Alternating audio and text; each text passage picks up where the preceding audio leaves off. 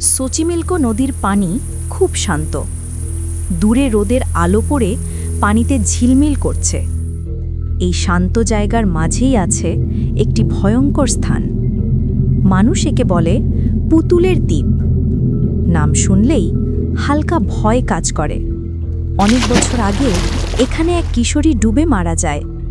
তার মৃত্যুর পর থেকেই শুরু হয় রহস্য। দ্বীপে তখন থাকতেন একজন মানুষ, ডন জুলিয়ান। তিনি বলতেন মেয়েটির আত্মা নাকি এখানেই থাকে। একদিন তিনি পানিতে ভাসতে থাকা একটি পুরনো পুতুল দেখেন। ভয় পেয়ে তিনি পুতুলটি গাছের ডালে ঝুলিয়ে দেন, যেন আত্মা শান্ত থাকে। তার দাবি ছিল রাতের বেলা পুতুলটি নাকি তাকে তাকিয়ে থাকে, কখনো চোখ নড়ত। এরপর তিনি আরও পুতুল সংগ্রহ করতে থাকেন, ভাঙা, ক্ষতিগ্রস্ত, চোখহীন সব পুতুল। ধীরে ধীরে পুরো দ্বীপে শত শত পুতুল ঝুলে যায়। মনে হয় চারপাশে হাজার চোখ তাকিয়ে আছে। স্থানীয়রা বলতো রাতে পুতুলগুলো নাকি আস্তে আস্তে কথা বলতো।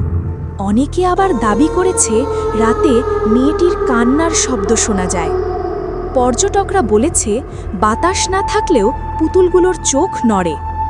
ডন জুলিয়ান এই দ্বীপে প্রায় 50 বছর ছিলেন এবং তিনি মারা যান ঠিক সেই জায়গায় যেখানে মেয়েটির দেহ পাওয়া গিয়েছিল।